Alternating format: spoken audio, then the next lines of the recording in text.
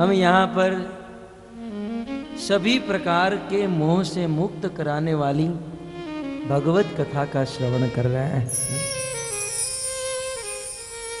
आइए भगवान श्री रामचंद्र अपने अवध वासियों को, अपनी प्रजा को उपदेश दे रहे हैं। और इस उपदेश के दौरान भगवान ने गत सत्र में बताया, एहि तन कर फल विषयीन भाई, एहि तन कर फल विषयीन भाई, स्वर्ग स्वल्प अंत दुखदाई, स्वर्ग स्वल्प अंत दुखदाई। भगवान श्री रामचंद्र कहते हैं कि मनुष्य जीवन विषयों का भोग भोगने के लिए नहीं मिला है।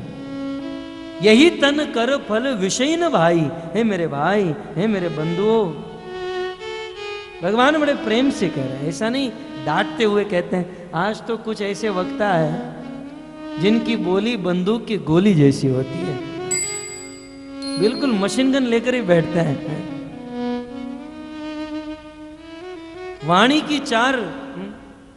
के चार गुण हैं, सुष्टु सारम मितम मधु। मधुर वाणी होनी चाहिए। संबोधन देते हैं भाई, प्रेम से कह रहे हैं। आज तो कुछ लोग दोनों हाथ ऊपर करके महामंत्र बोलो, और यदि दोनों हाथ ऊपर नहीं करोगे तो दोनों हाथ कट जाएंगे। ऐसा मैं नहीं बोल रहा हूं, लोग ऐसा बोलते हैं, आप चिंता मत करो। कुछ लोगों ने हाथ ऊपर कर दिया। भगवान की वाणी बड़ी सुंदर है, मित है, मधु है, सार युक्त है। प्रेम से संबोधन देते हुए कहते हैं कि हे मेरे भाई, ये मनुष्य जीवन विषयों का भोग भोगने के लिए नहीं मिला है। भगवान ऋषभदेव की याद आती है।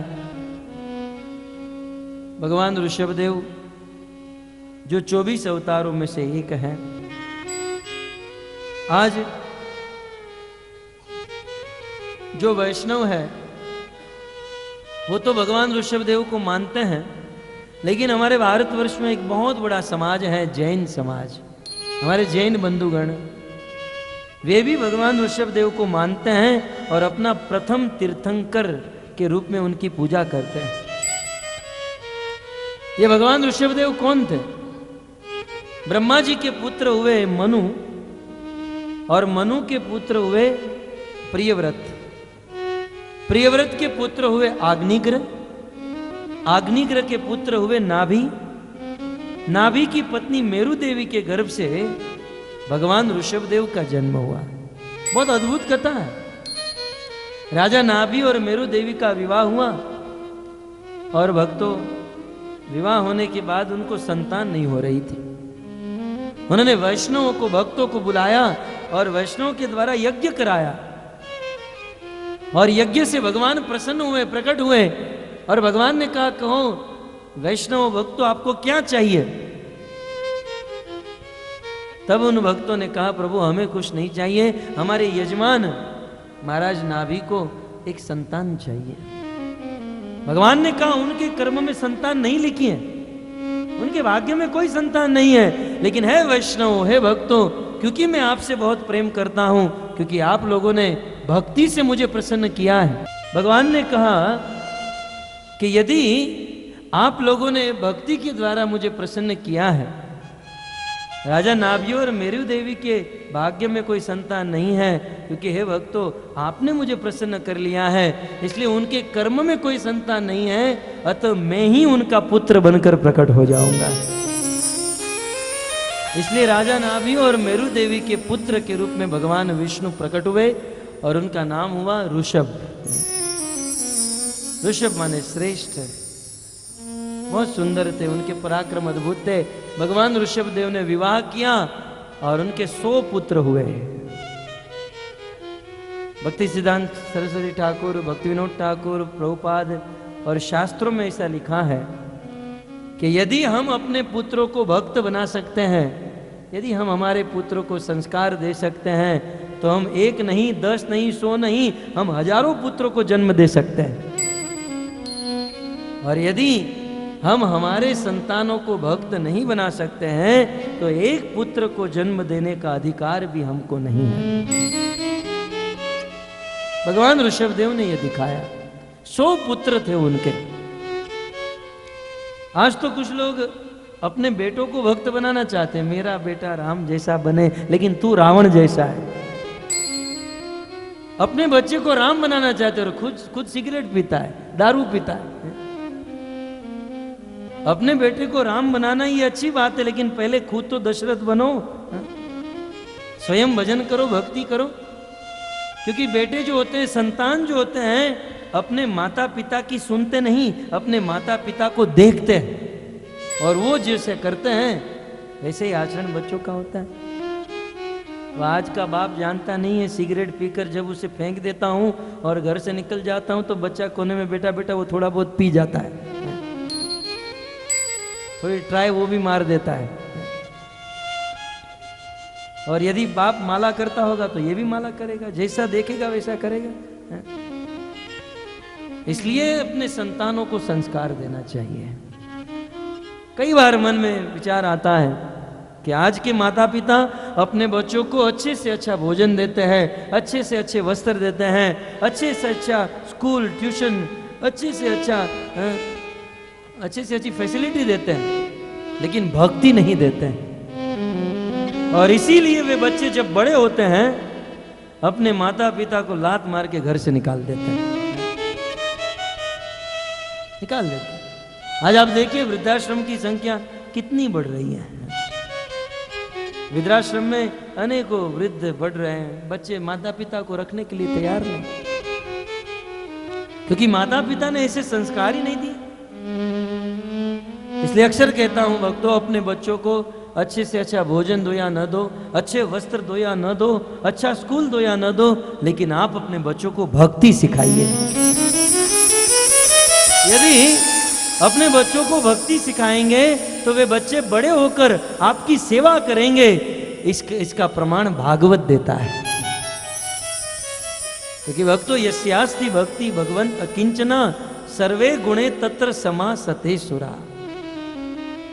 भगवान की भक्ति जिसके हृदय में आ जाती है उनके अंदर सारे देवी गुण प्रकट हो जाते हैं। इसलिए बच्चों को भक्त बनाएंगे, लेकिन बच्चों को भक्त बनाने के लिए स्वयं को भक्त बनना होगा। भगवान ऋषभदेव जिनके 100 पुत्र थे और एक दिन ब्रह्मावर्त नामक देश में 100 पुत्र एकत्रित हुए। भगवान ऋषभदेव ने दिव्य उपदेश दिया और उपदेश देते हुए कहा, नायम देहो दे भाजान्त्रिलोके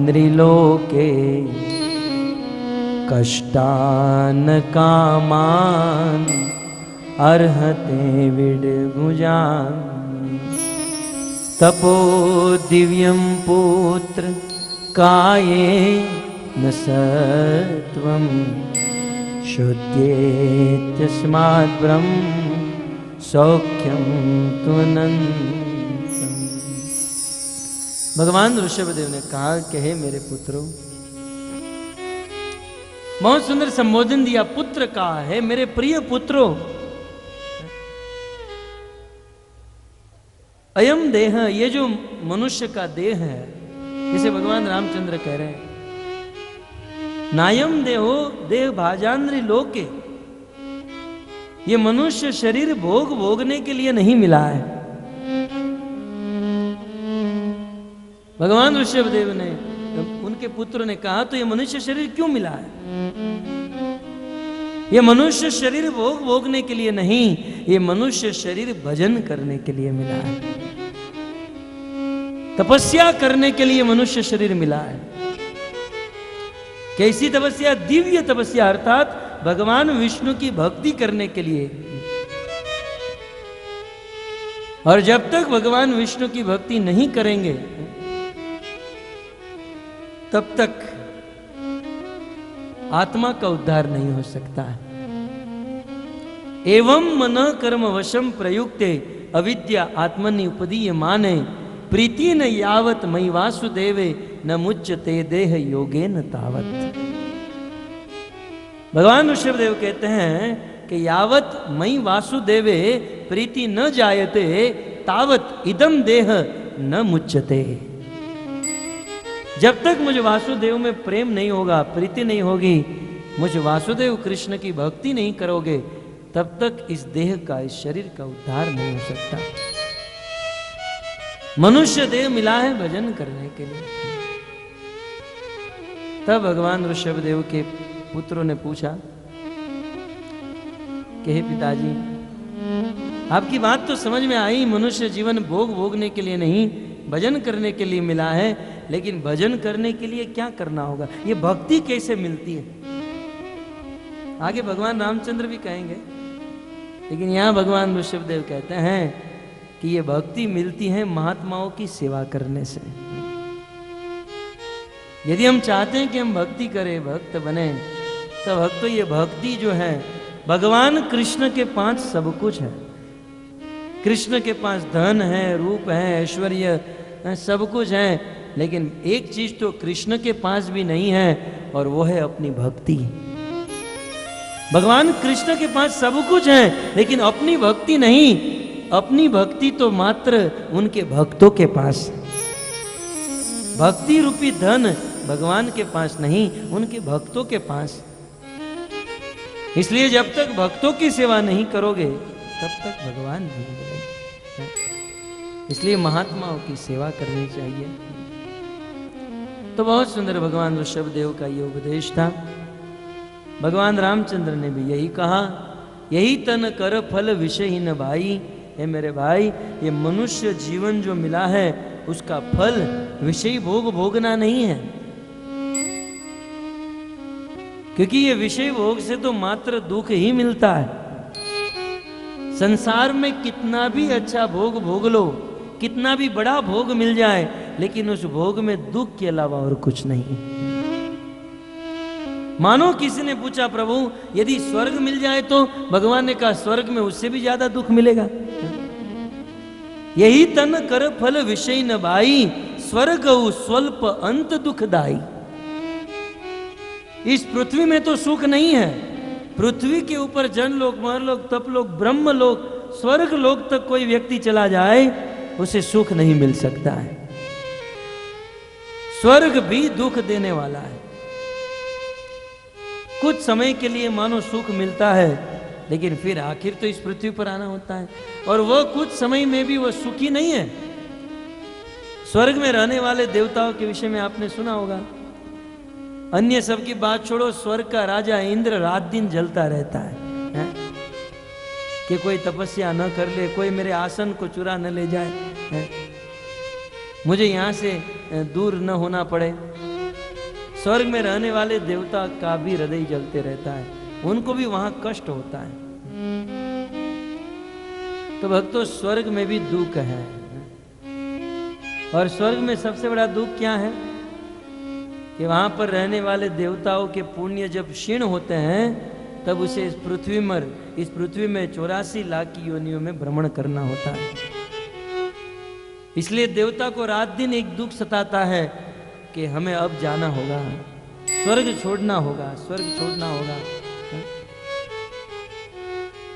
स्वर्ग में जो सुख है, ये सत्य बात है, स्वर्ग में सुख है, लेकिन स्वर्ग में रहने वाले देवता उस सुख का उपभोग नहीं करते। उसे स्वर्ग छोड़ना होगा, इस बात को याद करके चिंतित होते रहते हैं।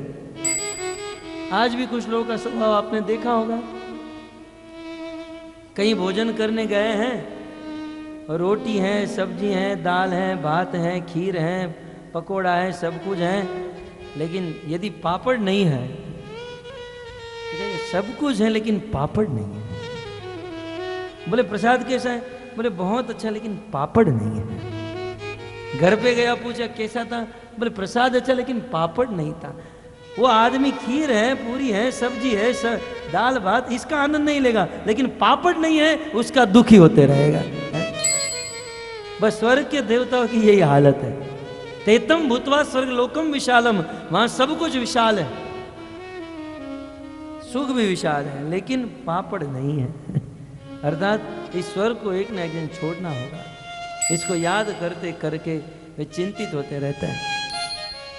तो बोले स्वर्ग स्वल्प अंत दुखदाई, ये स्वर्ग भी अंत में दुख देने वाला ही है।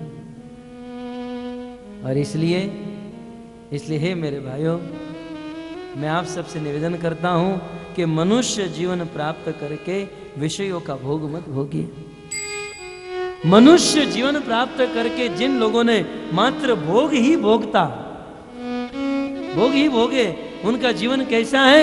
भगवान रामचंद्र कहते हैं, नर तनु पाई विषय मन दे, नर तनु पाई विषय मन दे। नर तन, नर शरीर प्राप्त करके विषयों में यदि हमारा मन लगाते हैं, देखिए, नर तनु पाई विषय मन देहि, नर तनु पाई विषय मन देहि, पलटी सुधाते 60 विष लेहि, पलटी सुधाते 60 विष लेहि।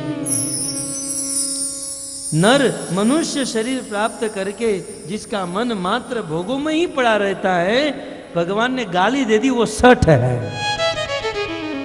60, वो मूर्ख नहीं, वो मुड्ढ है। क्योंकि विषय भोग तो कुत्ते बिल्ली भी भोगते हैं, हमसे अच्छे भोगत सकते हैं। भोग भोगने के लिए मनुष्य जीवन नहीं मिला। और मनुष्य जीवन प्राप्त करके जिन्होंने मात्र भोग ही भोगते हैं, बोले 4 दिन की चांदनी ऐश कर लो, कल किसने देखा? तूने नहीं देखा,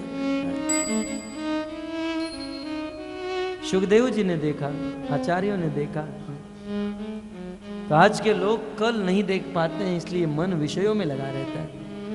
भगवान कहते वो 60 है जो मनुष्य जीवन प्राप्त करके अपना मन विषयों में लगाते रहता है। मनुष्य जीवन प्राप्त करके अपना मन जिन्होंने मात्र विषयों में लगाया, वो वैसा ही है जिसको अमृत का घड़ा मिला। वो अमृत, उस अमृत के घड़े में अमृत को छोड़कर विष को पी लिया। मनुष्य जीवन प्राप्त करके विषयी भोग का सेवन करने का अर्थ है अमृत को छोड़कर विष को पी लेना। पलटी सुधाते, सुधा को पलट दिया, विषय तन ले, सुधा को पलटकर अमृत को फेंककर उन्होंने विष को धारण कर लिया। यही बात चैतन्य चरितामृत में चैतन्य महाप्रभु कहते हैं, अमृत छाड़ी विष मांगे यही बड़ो मूर्ख। चैतन्य महाप्रभु कहते हैं कि अमृत को छोड़कर जो विष मांगता है वही तो सबसे बड़ा मूर्ख है। तो भगवान ने कहा कि भक्ति रूपी अमृत को त्याग कर संसार के विषयों को नहीं पकड़ना चाहिए। इतना सुनकर भी विषयों से मन हटता नहीं है। कारण यही है कि हमारी बुद्धि उस विषयों में लग चुकी है। ये रात दिन टीवी, सीरियल, सिनेमा और लोगों की बातें सुनकर हमारे मन में ये हो गया है कि इस विषयों में ही सुख है। लेकिन भक्तों, तत्व से यदि देखा जाए तो इन विषयों में कोई सुख नहीं, सुख मात्र भगवान के भजन में है। भगवान आगे कहते हैं, ताही कबहूं भल कहई न कोई, ताही कबहूं भल कहई न कोई, गुंजाग्रहई परस मन खोई, गुंजाग्रहई परस मन खोई। भगवान राम दूसरा दृष्टांत देते हैं कि मनुष्य जीवन प्राप्त करके जिन्होंने भोग भोगता और भजन नहीं किया, वो वैसा ही है जैसे गुंजाग्रही कोयला लेकर पारसमणि को फेंक दिया। मनुष्य जीवन पारसमणि के समान है। मनुष्य जीवन प्राप्त करके भजन भक्ति करना ये स्पर्शमणि के समान है, लेकिन भजन न करके मात्र विषय भोग में जो फंसा रहता है वो स्पर्शमणि को फेंककर कोयला हाथ में ले लेता है और मुंह काला करा देता है। इसलिए है मेरे भाई, ये पारसमणि को फेंकना नहीं चाहिए। वास्तविक पारसमणि, वास्तविक धन तो भगवान का भजन है, भगवान की भक्ति है। इसलिए भक्तों, आज सब लोग धन कमाना चाहते हैं, पैसे कमाना चाहते हैं, कमाना चाहिए, लेकिन भक्तों ऐसी करेंसी कमाओ जो करेंसी सब जगह काम आए हैं। मैं अभी दुबई गया था, शारजा, दुबई, वहां पर तो वहां भारत की करेंसी नहीं चलती, रुपये का कोई पूछता भी नहीं, फेंक देता है। वहां दिराम चलता है। तो भारत की करेंसी तो दुबई में भी नहीं चलती, वहां वैकुंठ में कैसे चलेगी? इसलिए कमाना ही है तो ऐसी करेंसी कमाओ जो सब जगह चले, इस जीवन में भी चले, मृत्यु के बाद भी चले। आज हम लोग जो पैसे कमाते हैं ना, आज हम लोग जो धन कमाते हैं ना, वो तो मात्र भारत में ही चलता है, बाहर नहीं। और भारत में भी कब तक? जब तक जिएंगे तब तक। मरने के बाद गधे बने तो रिजर्व बैंक ऑफ बड़ौदा में जाकर ये नहीं कह सकते कि जरा मेरा अकाउंट में पैसा है, मुझे दे दो। लकड़ी लेकर इतना पीटेंगे, इतना पीटेंगे। तो भक्तों, ऐसी संपत्ति कमाओ जो मरने के बाद भी साथ में आए, जो आज भी हमारे साथ रहे, मरने के बाद भी हमारे अकाउंट में कैरी फॉरवर्ड होती रहे।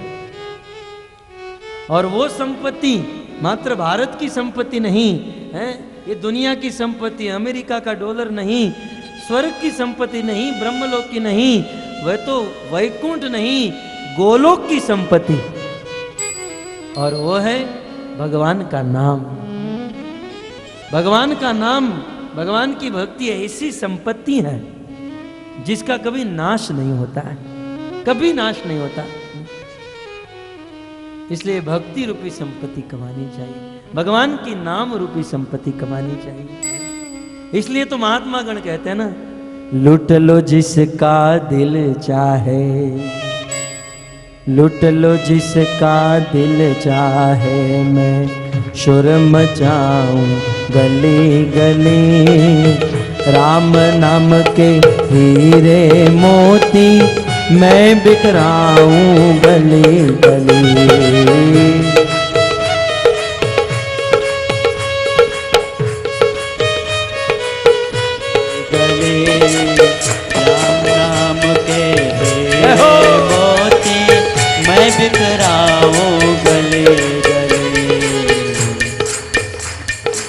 जिसका दिल चाहे कि मुझे लूटना है तो लूटो, संपत्ति को लूटना चाहे, लेकिन राम नाम रूपी संपत्ति।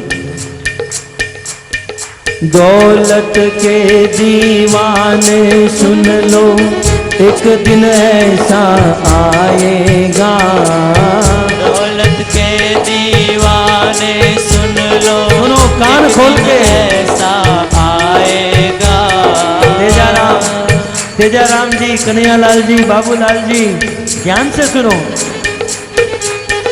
दौलत के दीवाने सुन लो, एक दिन ऐसा आएगा, दौलत के दीवाने सुन लो, एक दिन ऐसा आएगा। धन दौलत और माल खजाना यहीं पड़ा रह जाएगा,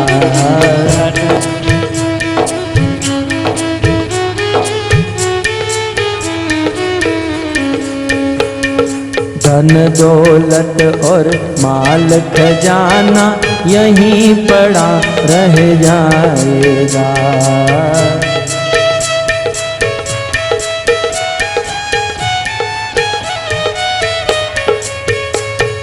कंचन काया मिट्टी होगी,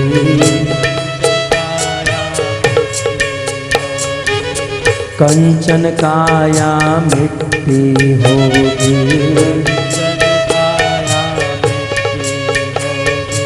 ए दौलत के दीवानों, एक दिन ऐसा आएगा कि ये धन दौलत माल खजाना ये सब कुछ यहाँ का यहाँ रह जाएगा। कुछ लोग रात दिन मेहनत करते हैं कि पैसा कमा लूं, पैसा कमा लूं, लेकिन किसी ने बहुत सुंदर कहा, चाहे लाख कमा लो हीरे मोती, चाहे लाख कमा लो हीरे मोती, लेकिन याद रखना कफन में जेब नहीं होती।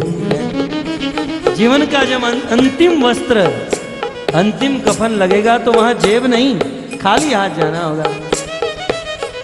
इसलिए संसार का धन संसार में रह जाएगा, हमारे साथ नहीं आएगा। और ये शरीर जिसको हम रात दिन सजाते हैं, ये एक दिन शमशान की राख बन जाएगा। कंचन काया मिट्टी होगी, कंचन काया मिट्टी होगी, चर्चा होगी गली गली, राम नाम के हीरे मोती, मैं बिगड़ाऊं गली गली, लुट लो जिसका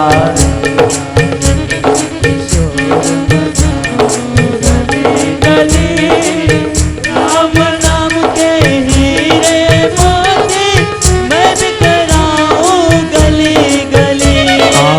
कृष्ण नाम के हीरे मोती, मैं बिखराऊं गली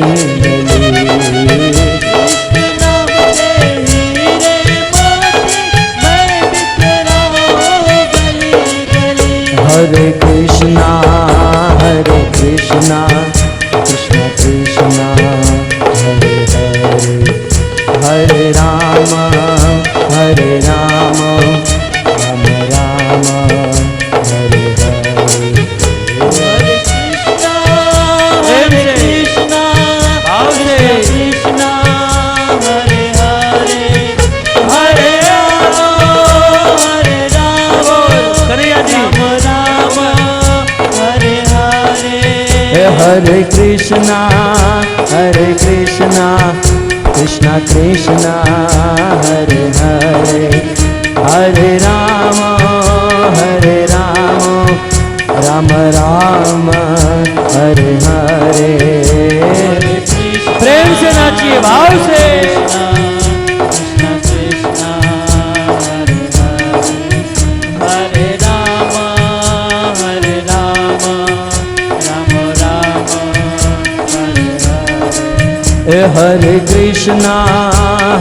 कृष्णा कृष्णा कृष्णा हरे हरे, हरे राम राम राम हरे हरे। हरे कृष्णा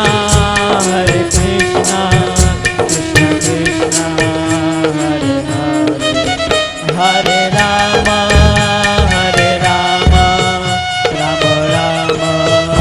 हरे हरे। हरे कृष्णा कृष्णा कृष्णा हरे हरे, हरे राम राम राम हरे हरे। हरे कृष्णा ऊपर रखो ना, हाँ भोजन ऊपर रखो। हरे हरे, हरे राम राम राम हरे हरे।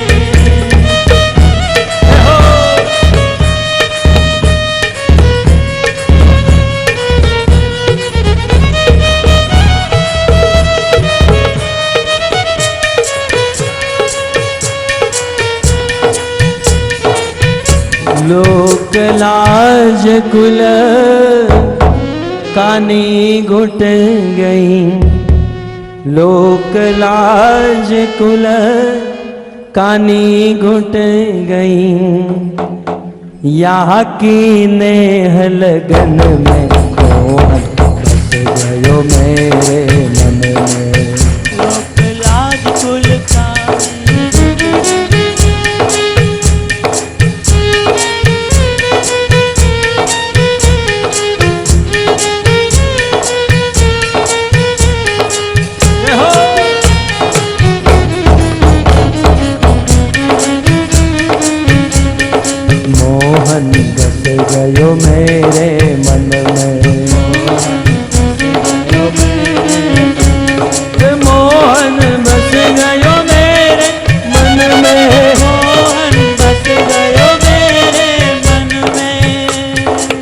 देखो चित वो ही दिखे, जित देखो चित वो ही दिखे।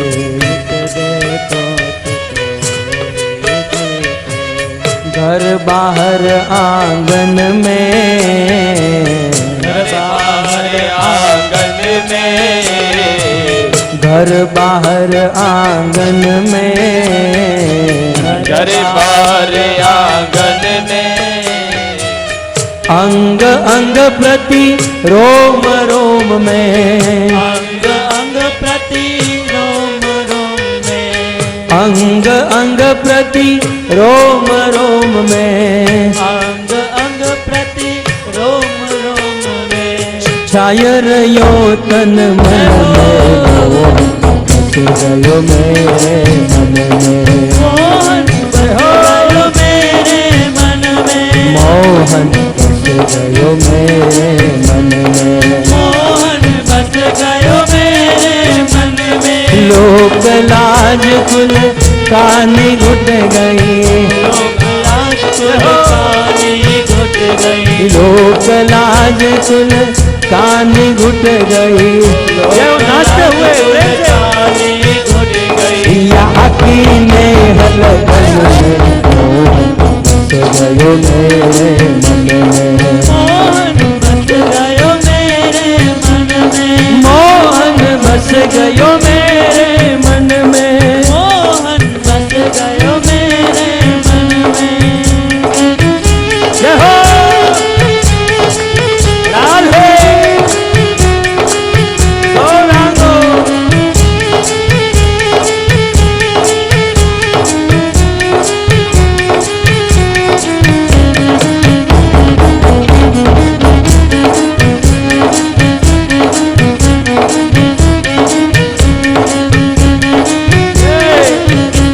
राधे बोल।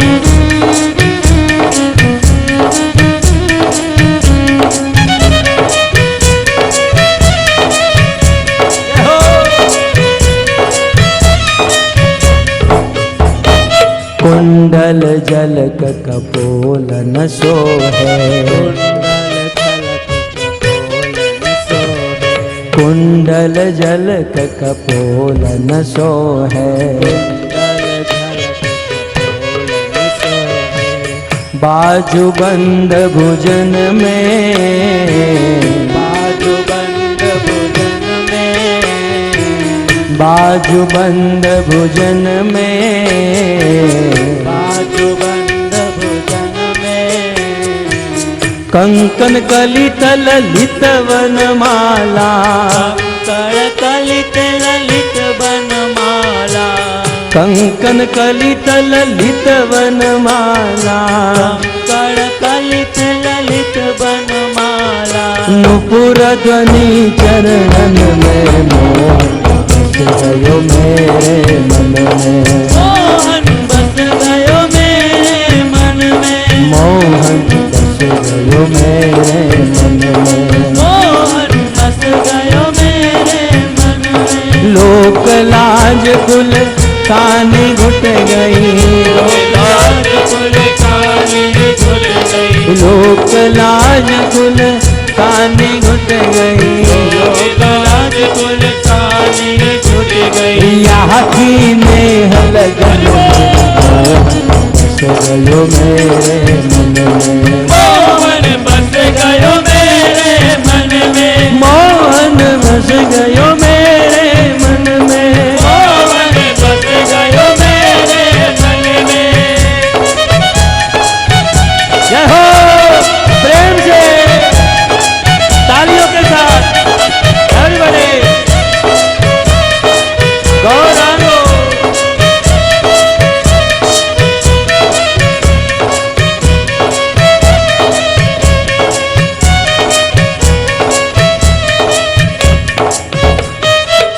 चपल बैन्द्र कुटी बर बाकी, चपल बैन भृकुटी बर बाकी, ठाड़्यो सघन लतन में, ठाड़्यो सघन लतन में, ठाड़्यो सघन लतन में, ठाड़्यो सघन लतन में। नारायण बिन मोल बिकी हो, नारायण बिन मोल बिकी हो, नारायण बिन मोल बिकी हो, नारायण बिन मोल बिकी हो। या की नेह सन में गयो मेरे मन में, मोहन बस गयो मेरे मन में, मोहन बस गयो मेरे मन में, मोहन बस गयो मेरे मन में। लोक लाज कुल कानी घुट गई, लोक लाज कुल कानी घुट गई, लोक लाज कुल कानी घुट गई, लोक लाज कुल कानी घुट गई। या की नेह बस गयो मेरे मन में, मोहन बस गयो मेरे मन में, मोहन बस गयो मेरे मन में, मोहन बस गयो मेरे मन में। दमक दमक दादुर दव दमकत बैकत मोर मलाल गिरा, तब पियु पियु शब्द पुकारत चात, पियु को पिल तब गड़ गड़ नभ होत गड़ा कान घण गिरिवर शिखर बजे, गण रण पट फरड़ फरड़ पद घूंगर रंग भर सोंदे, श्याम मेरे जीजी रंग भर सोंदे, श्याम मेरे जीजी रंग भर सोने, श्याम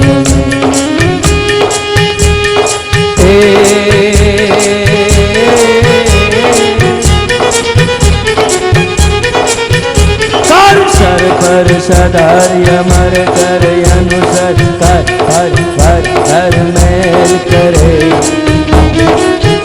हर हर सुर यमर्य पर यतियन कर नटवर मन हर धर, हर मन हर मटक लटक टाट निकट मुकट शिर सवर नमय, रण रण पट फरड़ फरड़ कद घूंगर रंग भर सोने, श्याम मेरे जीजी रंग भर सोने, श्याम मेरे जीजी रंग भर सोने।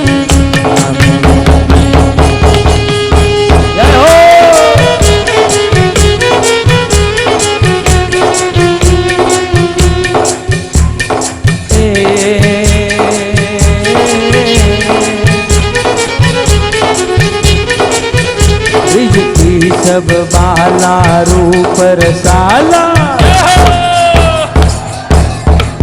ब्रज की सब बाला रूप रसाला, करी हाला नंद लाला, लगी तन ज्वाला विपत विशाला, दयाला नंद लाला, आए नहीं आला कृष्ण कृपाला, बंसी वाला बनवारी नर सुखकारी, मित्र मुरारी गए विसारी, गिरधारी रे जीजी गए विसारी, गिरधारी रे जीजी गए विसारी, राधा गिरिधारी राधा गिरिधारी राधा गिरिधारी राधे,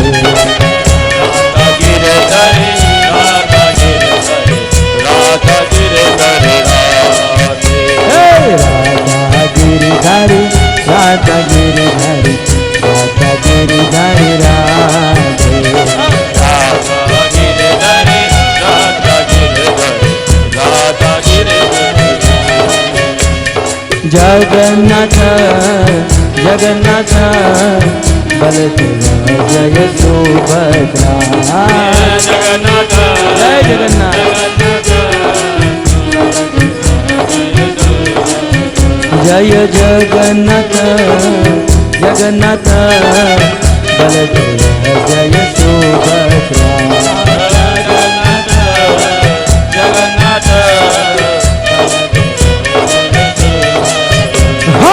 गौरनिताय जय गौरनिताय जय गौरनिताय जय गौरनिताय गौरनिताय जय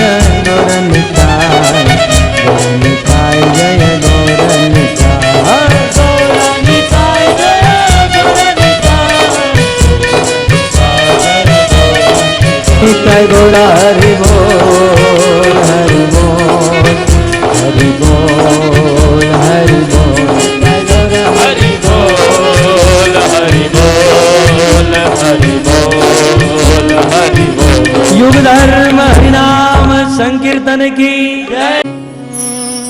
कहीं न कोई ताही कबहू भल कहीं न कोई गुंजाग्रह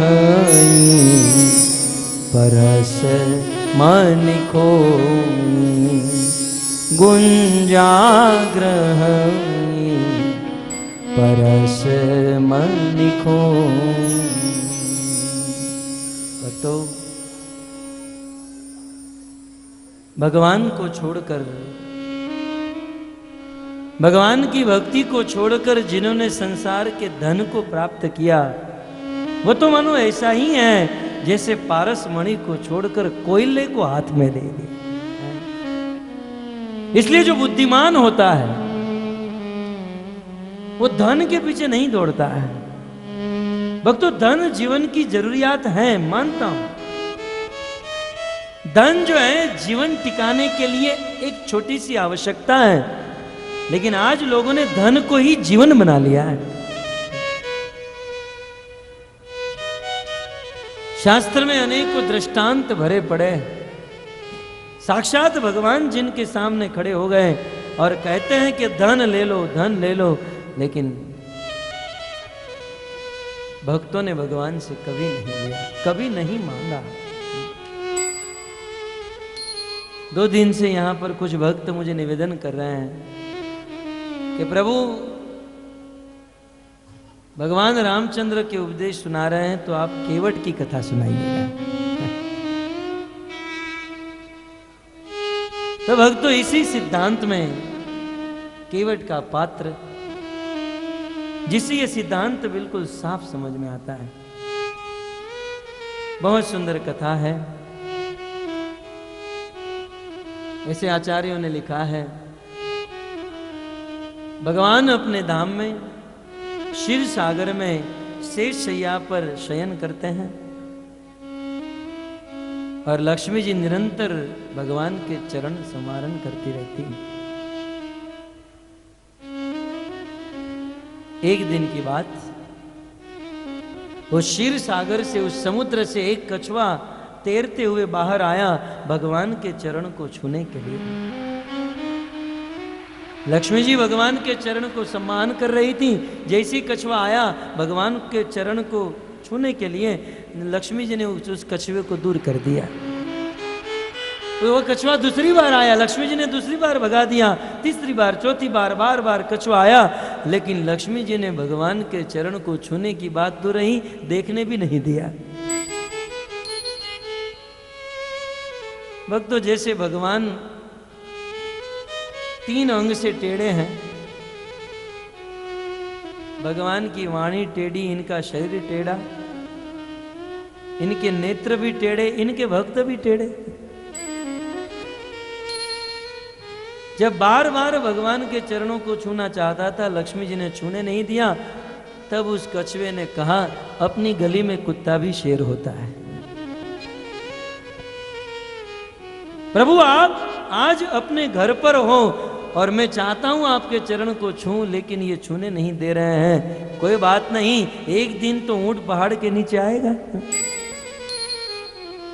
एक दिन तो आप पृथ्वी पर आओगे और वादा करता हूं प्रभु, चैलेंज करता हूं कि आज भले आपने अपने चरण को देखने नहीं दिया, लेकिन जिस दिन पृथ्वी पर आओगे उस दिन चरण को देखूंगा नहीं, चरण को छूऊंगा, चरण को धोऊंगा और इस चरण के जल को मेरे मुख में धारण कर लूंगा। और यदि ऐसा नहीं कर पाया तो मैं भी आपका भक्त नहीं। आपके दास की यह चैलेंज है। मोरे मन प्रभु अस विश्वासा, राम ते अधिक राम कर दासा। भगवान के भक्त तो है, भगवान अपने भक्त के हाथों में बिक जाते हैं, सेवक नौकर बन जाते हैं। भक्तों वही कछुआ त्रेता युग में राम अवतार में केवट बना। केवट कोई नाम नहीं है, जातिवाचक शब्द है। भगवान श्री रामचंद्र जब कैकेयी ने उनको वनवास दिया, राम लक्ष्मण और सीता वनवास में निकल पड़े।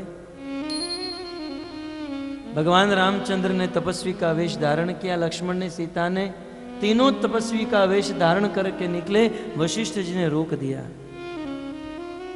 बोले सीता तुम तपस्वी के वेश में नहीं जाओगी, क्योंकि वनवास राम को मिला है, सीता को नहीं मिला है। राम भले तपस्वी के वेश में जाए, लेकिन सीता तुम्हें तो अयोध्या के राज घराने को पहनकर, आभूषण पहनकर जाना होगा। भक्तों हमारे संतों ने, हमारे आचार्यों ने, हमारे वेदों ने स्त्रियों के लिए बहुत सुंदर ये उपदेश दिया कि स्त्रियों को बहुत सुंदर अलंकार, श्रृंगार, सजना धजना चाहिए। पुरुषों के लिए वैराग्य शोभित करता है, लेकिन स्त्रियों के लिए सजना धजना ये शोभित करता है। मैं तो अक्सर कहता हूं कि माताओं को जितनी ताकत हो उतना सजना चाहिए, अपने पति के लिए, भगवान के लिए। कभी कभी अज्ञान के कारण कुछ माताएं भक्ति में आती हैं और वैरागी बन जाती हैं, नाक कान में पहनना छोड़ देती हैं। 2-3 मिनट उनके सामने देखो, लगता है ये विधवा हो गई।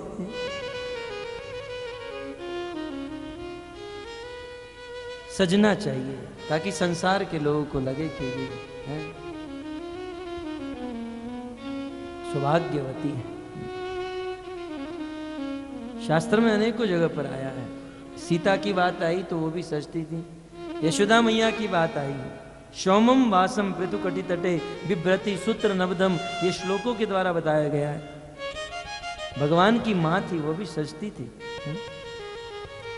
तो खैर देवी सीता बहुत सुंदर अलंकार श्रृंगार करके निकली है। राम लक्ष्मण सीता निकले, सारी अयोध्या भगवान के साथ। तमसा नदी के तट पर पहुंचे, एक रात के लिए विश्राम किया। रात को 2 बजे भगवान जगे, देखा सब लोग सो रहे हैं। लक्ष्मण और सीता को जगाया, सुमंत्र जी को जगाया, रथ पर बैठे और सुमंत्र जी को कहा कि हे सुमंत्र जी, रथ को दौड़ाओ, भगाओ। रातों रात भगवान सबको छोड़कर चले गए। चले किसी ने बहुत बड़ा प्रश्न उठा दिया कि अयोध्या के लोगों में क्या कमी थी कि भगवान छोड़कर चले गए? क्या उनकी भक्ति में कोई कमी थी, उनके प्रेम में कोई कमी थी कि भगवान इस प्रकार से चकमा देकर, धोखा देकर उन भक्तों को छोड़कर चले गए? आखिर भगवान ने क्यों छोड़ा? अयोध्या के लोगों में, अयोध्या के भक्तों में क्या कमी थी? अयोध्या के लोग भगवान से प्रेम करते थे, चाहते थे, सब कुछ था, लेकिन एक कमी। और वह कमी क्या थी कि वो लोग सो गए। साधक को कभी सोना नहीं चाहिए, और सोए तो उनकी नींद बहुत कम होनी चाहिए। साधक यदि सो गया तो भगवान हाथ से निकल जाएंगे। इसलिए तो संतों ने कहा ना, जो सोवत है वो खोवत है, जो जागत है वो पावत है। उठ जाग मुसाफिर भोर भई, अब रैन कहां तू सोवत है। और यही बात चैतन्य महाप्रभु ने कही, जीव जागो, जीव जागो, गोरा चांद बोले कत निद्रा जाओ रे माया पिशाची को। हे जीव जागो जागो, 6 बजा 7 बजा 10 बजा, अब तो जागो। कुछ लोग तो 12 बजे जगते हैं, सूर्यवंशी। सूर्य आकाश में सर पर आता है तब जगते हैं। चैतन्य महाप्रभु कहते हैं जीव जागो जीव जागो, कत निद्रा जाओ माया पिशाचिर कोले। जितने समय तक हम लोग सोते हैं ना, कभी कभी कुछ लोग तकिए के ऊपर मस्तक रख कर सोते हैं, कुछ लोग पत्नी की गोद में, और पत्नी उसका मस्तक सहला रही है। सोने का कितना अच्छा लग रहा है। चैतन्य महाप्रभु कहते हैं कितना आनंद आता है। और यदि अचानक आंख खुल जाए और पता चले ये पत्नी नहीं, ये तो चुड़ैल है।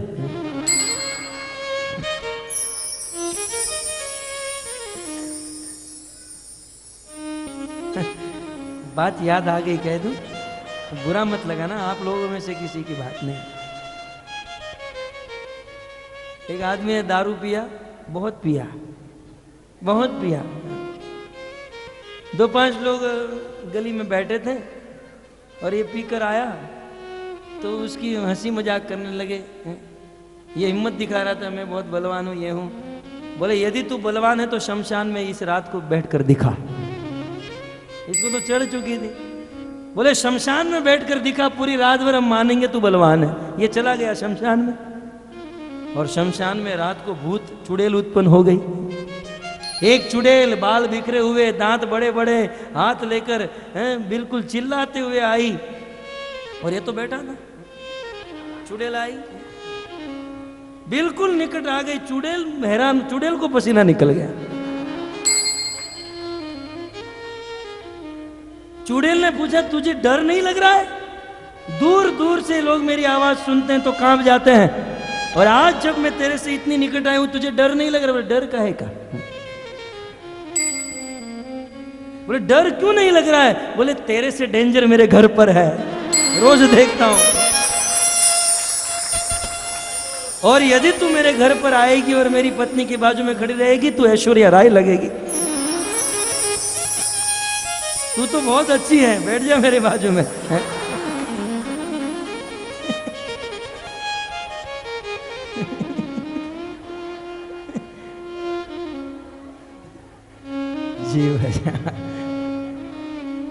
जीव जागो गोरा चांद बोले। चुड़ैल की बात अब भूल ही नहीं जा रही है। आज की माताओं को देखो तो चुड़ैल से कम नहीं। माता की बात कर रहा हूँ, माता जियों की बात नहीं कर रहा हूँ। यहाँ तो सब माता जी बैठे हैं, तो सबको प्रणाम है, आदि शक्ति है। लेकिन बाल बिखरे हुए, आज तो स्टाइल आ गई, बिखरे हुए बाल और लंबे लंबे नाखून।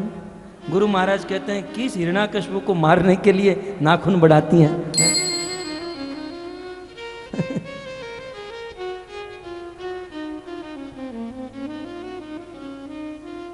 खैर, चैतन्य महाप्रभु कहते कत निद्रा जाओ माया पिशाचिर कोले। पत्नी की गोद में मस्तक रखे हो, हाथ मस्तक सहला रही है और आंख खुल गया और देखा अरे ये तो चुड़ैल, सो पाएंगे?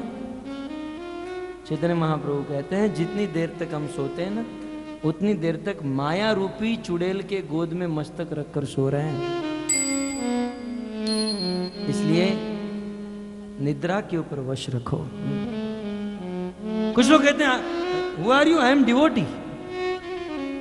पिछले 10 साल से मैं भक्ति करता हूं, मैं कृष्ण से प्रेम करता हूं, लेकिन उस आचार्य ने कहा यह प्रीति करन की रीत नहीं, प्रभु जागत है तू सोवत है, प्रभु जागत है तू सोवत। ये क्या प्रीति की रीत है? ये क्या ये प्रेम है कि भगवान 3:30 बजे जग जाते हैं और 4:30 बजे तक तो तैयार होकर जगत को दर्शन देने के लिए खड़े रह जाते हैं। भगवान 4:30 बजे खड़े हैं और हम लोग 6, 7, 8 बजे तक सोते रहते हैं। क्या ये प्रेम है? ये प्रेम की रीत नहीं है। इसलिए उठ जाग मुसाफिर भोर भई, कब रहे न कहां तू सोवत। अयोध्या की प्रजा में कोई दोष नहीं, एकमात्र दोष कि वो सोते रह गए। यदि वह सोए न होते तो क्या भगवान उसको छोड़ सकते थे? एक गलती हो गई, सो गए। इसलिए भक्तों, निद्रा को वश में करना चाहिए। जिन्होंने अपनी निद्रा को वश में कर लिया, भगवान को 50% तो ऐसे ही पा गए, बस 50% बचा है। निद्रा को वश में करें। भगवान रामचंद्र तमसा नदी के तट से श्रृंगवेरपुर चले गए। एक दिन श्रृंगवेरपुर में रुके हैं, सुमंत्र जी को वहां से वापस लौटा दिए। और श्रृंगवेरपुर से जब आगे बढ़ने लगे तो बीच में गंगा नदी पड़ रही थी। बीच में गंगा थी, राम लक्ष्मण और सीता चल के जा रहे थे और उस गंगा को पार करने के लिए नौका ढूंढ रहे थे। बोले कोई नौका मिल जाए तो उसमें बैठकर इसे पार करें।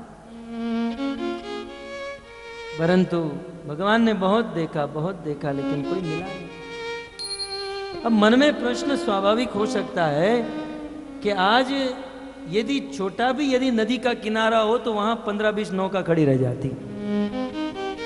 आप मायापुर में जाओ, थोड़े सा पानी होता है, थोड़ा सा दूर जाना होता है तो नौका वाले आ जाते हैं। तो इतना बड़ा गंगा का तट था, क्या वहां पर कोई नौका वाले नहीं होंगे?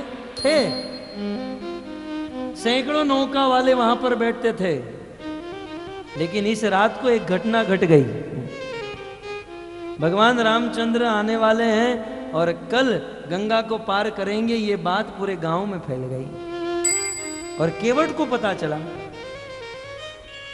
और केवट रात भर सो नहीं पाया, करवट बदलते रहा। बोले मुझे भगवान को अपनी नौका में बिठाना है, लेकिन इतने सारे नौका वाले होंगे तो भगवान मेरी नौका में कैसे बैठेंगे?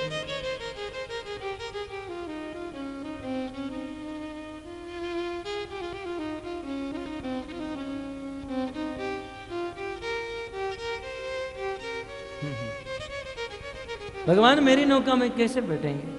केवट को नींद नहीं आ रही थी, पत्नी जग गई। बोले पतिदेव आप सो क्यों नहीं रहे हैं? बोले चिंता हो रही है, प्रभु मेरी नौका में बैठेंगे या नहीं। केवट की पत्नी ने कहा पतिदेव क्यों चिंता कर रहे हैं आप? इस गांव के राजा से आपको 2 वरदान लेने बाकी हैं। आपने उनकी रक्षा की थी, उनको मृत्यु से बचाया था और उन्होंने वरदान देने के लिए कहा था और आपने कहा समय आने पर मांग लूंगा। अभी समय आ गया है, जाकर मांग लो। केवट रात को 12 बजे गया, दरवाजा खटखटाया और गांव का जो सरपंच था वो लुंगी पहनकर आंख मचलते हुए आया। बोले रात को 12 बजे क्या काम है? बोले वो जो वरदान मैंने आपके पास रखा था ना, वो मैं भी चाहता हूं। बोले तो कल सुबह आ जाना था। बोले नहीं मुझे अर्जेंट है। केवट को बिठाया, कहा क्या चाहिए? बोले देखो आपसे यही वरदान चाहता हूं कि आप कल के पूरे दिन के लिए 24 घंटे के लिए गंगा के तट पर जितने भी नौका वाले हैं वहां पर कर्फ्यू लगवा दो, सारे नौका वालों की हड़ताल करवा दो। कल वहां पर गंगा तट पर कोई नहीं दिखना चाहिए। बोले ऐसा क्यों? बोले तो आप नहीं समझोगे, लेकिन मेरा वरदान मुझे चाहिए और अभी करवा दो। रातों रात अनाउंसमेंट हुआ और सब लोग अपनी अपनी नौका को, अनाउंसमेंट हुआ कि सब लोग अपनी नौका को घर पर लेकर चले जाओ, नहीं तो टोचन वाले आएंगे लेकर चले जाएंगे। रातों रात सारी नौका वहां से चली गई। इसलिए भगवान रामचंद्र जब गंगा के तट पर आए तो कोई नौका वाला नहीं दिखा। हाँ एक नौका वाला था, लेकिन वो नदी के उस पार था और आराम से बैठा हुआ था, सो रहा था। जैसे कभी कभी बहुत बारिश के दिन होते हैं, घर पर जाना होता है और रिक्शा करनी होती है और उसी समय रिक्शा वाले नहीं आते हैं और रिक्शा वाला खुद पीछे बैठकर आराम करता है। जैसे केवट आराम कर रहा था, भगवान ने दूर से बुलाया, आओ। रामायणकार ने लिखा मांगी ना वन के वटयाना मांगी ना वन के वटयाना कहीं तुहार में मरम जाना कहीं तुहार में मरम जाना। मांगी नावन केवट आना, भगवान ने नाव मंगवाई लेकिन केवट नहीं आया। दूर से कह दिया प्रभु, भगवान ने कहा दूर से क्या बोल रहे हो, नजदीक आओ जरा बातचीत तो करो। केवट नाव चलाकर भगवान के पास निकट आया, बोले क्या प्रॉब्लम है, तकलीफ क्या है आपको हमको नौका में बिठाने के लिए। केवट ने कहा देखो प्रभु कोई प्रॉब्लम नहीं, आप में कोई प्रॉब्लम नहीं है, आपके शरीर में कोई प्रॉब्लम नहीं, आपके चरण में कोई तकलीफ नहीं, लेकिन आपके चरण में जो रज लगी हुई ना इसमें भारी तकलीफ, बहुत बड़ी प्रॉब्लम। क्योंकि हमने ऐसा सुना है कि विश्वामित्र के यज्ञ की रक्षा करने के बाद जब आप जनकपुरी की ओर जा रहे थे तो रास्ते में एक पत्थर के ऊपर आपने अपना चरण रख दिया और पत्थर के ऊपर आपके चरण की रज स्पर्श होते ही वो पत्थर नारी बन गई। प्रभु आपके चरण की रज पत्थर को स्पर्श होती नारी बन जाती है, तो मेरी नौका तो काठ की बनी हुई है, लकड़े की बनी हुई है, वो तो तुरंत नारी बनेगी, इसमें कोई डाउट नहीं है। सत्य कहूं प्रभु एक से ही परेशान हूं और ये दूसरी को बना दो कि कहां रखूंगा। तुमको हजार सोए हमको पहाड़ भारी, आप तो हजारों को रख से लेकिन हम तो एक को ही पहाड़ जैसी लगती है, क्या करें।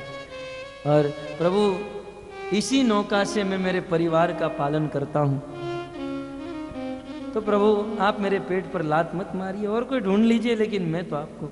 लक्ष्मण जी गरम, लक्ष्मण जी लाल पीले हो रहे थे और उस समय केवट ने कहा ये तुम्हारा भाई लाल पीला हो रहा है ना, अपने तरकस में हाथ डाल रहा है, यदि तुम्हारा भाई लक्ष्मण हाथ में धनुष उठाकर मुझे मार डाले मैं शहीद हो जाऊंगा, लेकिन राजा दशरथ की शपथ खाकर कहता हूं कि प्रभु आपको गंगा पार नहीं कराऊंगा, मर जाऊंगा, लेकिन आज ये केवट आपको गंगा पार नहीं कराएगा। शपथ ले ली केवट ने। भगवान ने कहा केवट कुछ तो करो, कुछ उपाय तो होगा आपके पास, कोई उपाय करो। केवट ने सोचा, बहुत सोचकर कहा प्रभु एक उपाय है, एक उपाय है, लेकिन ये तुम्हारा भाई करने नहीं देगा, इसलिए छोड़ो। बोले कहो तो सही, मैं मना लूंगा। बोले एक उपाय है प्रभु, प्रॉब्लम आपके चरण की रज में है, तो प्रभु यदि मैं मेरे हाथों से आपके चरण को धो दूं और मुझे तसल्ली हो जाए तो आपको नौका में बिठा सकता हूं। प्रॉब्लम आपके चरण की रज में है, सत्य बात। भगवान के चरण की रज में है, इतनी ताकत थी, इतना चमत्कार था, पत्थर को भी नारी बना देते। गोस्वामी जी ने ऐसा लिखा है किसी एक जगह पर कि भगवान रामचंद्र वनवास के संबंध दंडकारण्य वंश से जब जा रहे थे और वहां के ऋषि मुनियों को जब पता चला कि राम आ रहे हैं, तो सारे ऋषि मुनि पत्थर चुनने लगे, क्योंकि भावुकता में आकर सन्यासी तो बन गए, लेकिन फिर शादी करने की इच्छा हुई, सन्यासी को कौन लड़की देगा। बेचारे धोबी का कुत्ता, न घर का न घाट का, सन्यासी बन गए, वन में रह रहे थे। अब उस उम्र में शादी करने की इच्छा हुई, क्या करे अब। तो ऋषि मुनियों ने सोचा कि प्रभु रामचंद्र आ रहे हैं और उसके चरण में पत्थर को स्त्री बनाने की जड़ी बूटी है, तो भगवान आएंगे, हम लोग पत्थर लेकर जाएंगे, चरण रखवाएंगे, स्त्री बन जाएंगी, शादी कर लेंगे। ढूंढो ढूंढो सब लोग, जिसको गोरी पत्नी चाहिए था गोरा पत्थर, काली चाहिए था काला पत्थर, पतली चाहिए था पतला पत्थर, सारे ऋषि मुनि अपना सारा काम धंधा छोड़कर पत्थर ढूंढने लगे।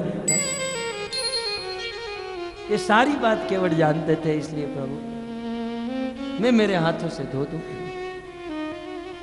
गोस्वामी जी कहते हैं कि जिस भगवान ने 2 कदम में पूरे ब्रह्मांड को नाप दिया, वामन रूप धारण करके 2 कदम में पूरे ब्रह्मांड को नापा, वही भगवान आज केवट को एक छोटे से किनारा पार करने के लिए दोनों हाथ जोड़ रहे हैं, निहोरा कर रहे हैं। सुनी केवट के नैन, केवट के बैन, केवट के वचन को सुनकर भगवान को बड़ा आनंद आ रहा था। ये भगवान और भक्त की अद्भुत लीला थी।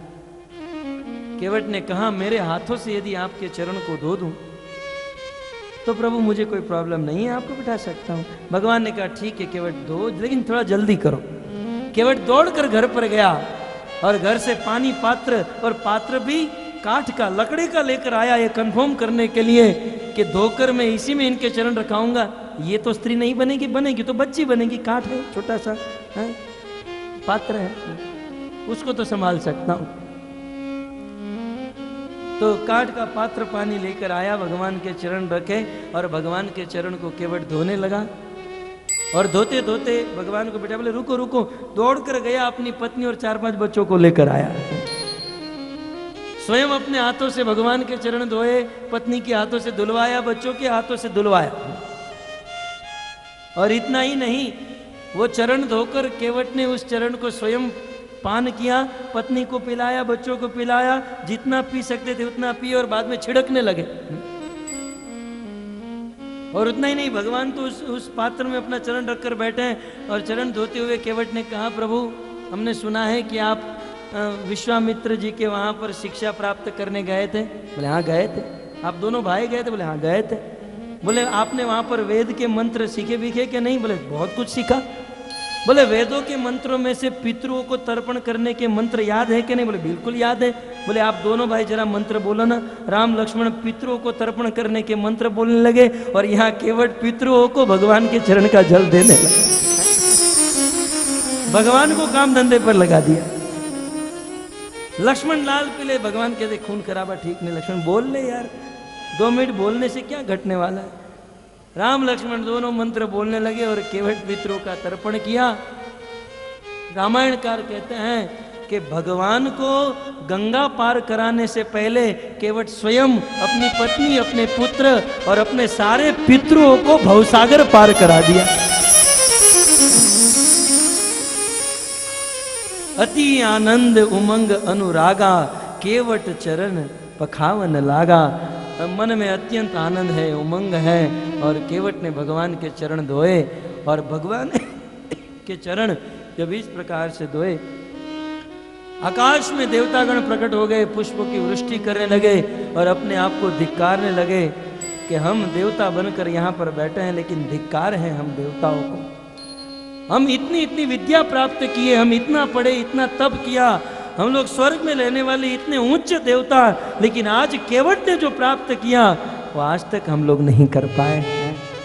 एक गांव में रहने वाले हैं, एक अनपढ़ गवार ने भगवान के चरण को धो दिया, चरण जल को धारण कर लिया, अपने पूरे कुटुंब का, अपने समाज का, अपने पितरों का उद्धार कर दिया। धन्य हो केवट, धन्य हो। इस प्रकार केवट ने जब भगवान के चरण को धो दिया, केवट कहते हैं ठीक है प्रभु चरण साफ हो गए, अब कंधे पर बैठ जाओ। जैसे ही केवट ने कहा कंधे पर बैठो, लक्ष्मण क्रोधित, बस चरण धोने की बात हुई थी, कंधे पर बिठाने की बात नहीं हुई थी। अब तक मैं सहन करते आया हूं, कंधे पर नहीं बैठेंगे। केवट ने कहा कोई बात नहीं, चलो। और चलकर फिर से मट्टी लगेगी तो फिर से धोना पड़ेगा। लक्ष्मण जी ने सोचा 2-3 घंटा और बिगड़ेगा, ठीक है बिठा ले कंधे पर। बुद्धिमान था कृष्ण भक्त, बड़ो चतुर, भगवान के भक्त बड़े चतुर होते हैं। लक्ष्मण जी ने कहा ठीक है बिठा ले।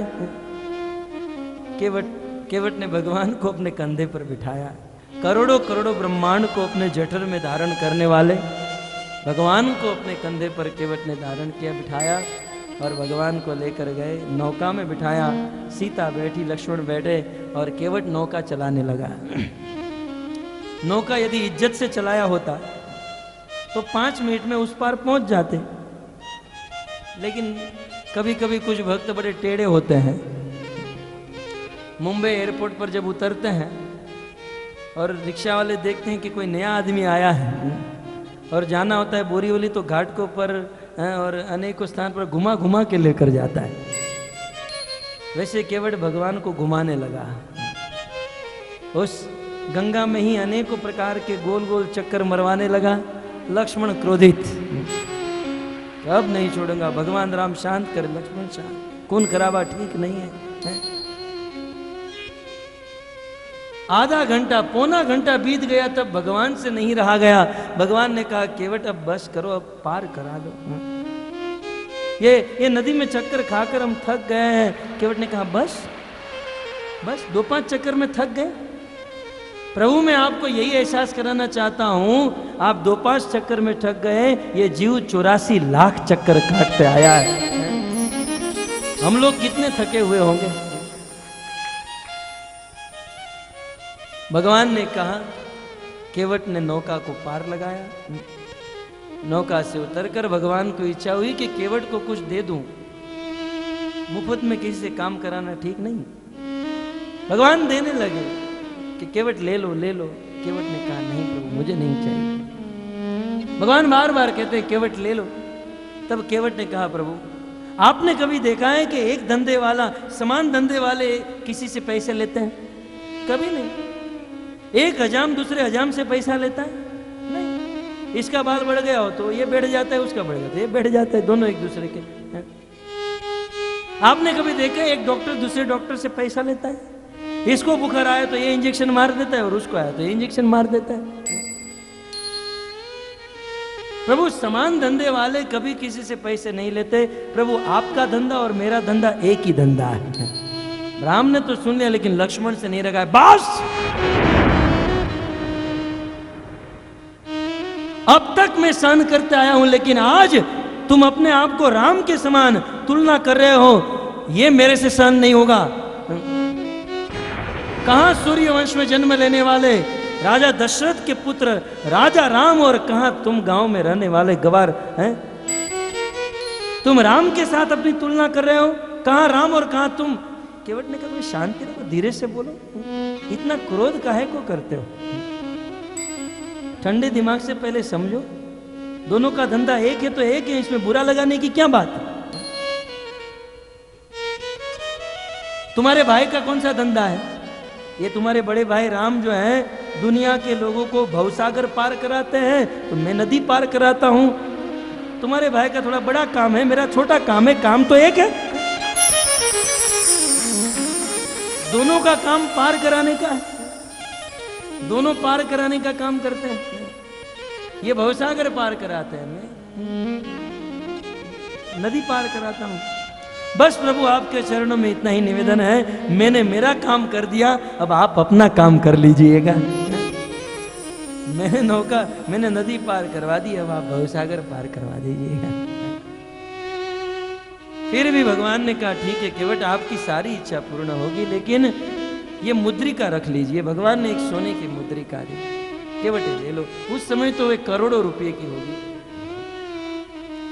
लेकिन उस समय केवट ने इतना ही कहा, अब कछु नाथ न चाहिए मोरे, दीन दया अनुग्रह तो फिरती बार मोही जो कछु लेवा, सो प्रसाद में शीरधन लेवा। नाथ आज मैं काहू न पावा, मीटे दोष दुख दारिद्र दावा। नाथ आज मैं काहू न पावा, मीटे दोष दुख दारिद्र दावा। बहुत काल में कीनी मजूरी, आज दीन बलि बंधूरी। बहुत काल में कीना मजूरी, आज दिन सब भरपूरी। अब कछु नाथ न चाहिए मोरे, दीन दयालय अनुग्रह तोरे। अब कछु नाथ न चाहिए मोरे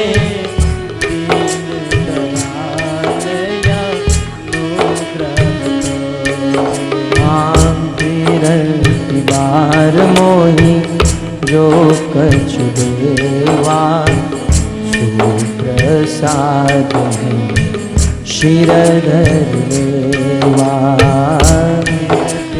पार मोही जो कछु देवा सुप्रसाद शिरधर लेवा।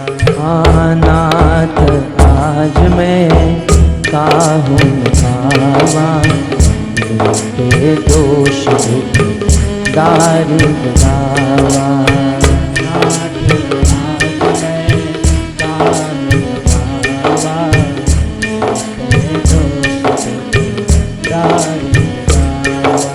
बहुत कीन प्रभु लखन सिय नहीं कछु के वटुले।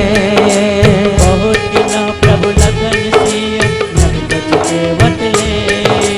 बहुत कीन प्रभु लखन सिय नहीं कछु के वटुले। बहुत कीन प्रभु लखन सिय नहीं कछु के वटुले। विदा कीन करुणा जतन भक्ति विमल गुरुदे। विदा कीन करुणा जतन भक्ति विमल गुरुदे।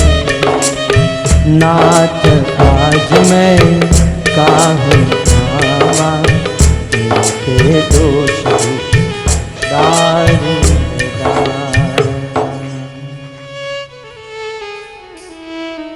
हे नाथ आज मैंने क्या नहीं पाया है। केवट ने कहा कि हे प्रभु अनेकों जन्मों से मजदूरी करते आया हूं लेकिन सभी जन्मों की मजदूरी का फल आज मुझे मिल गया। प्रभु आपका दर्शन मिल गया, आपका चरण जल मिल गया, अब मुझे और क्या चाहिए।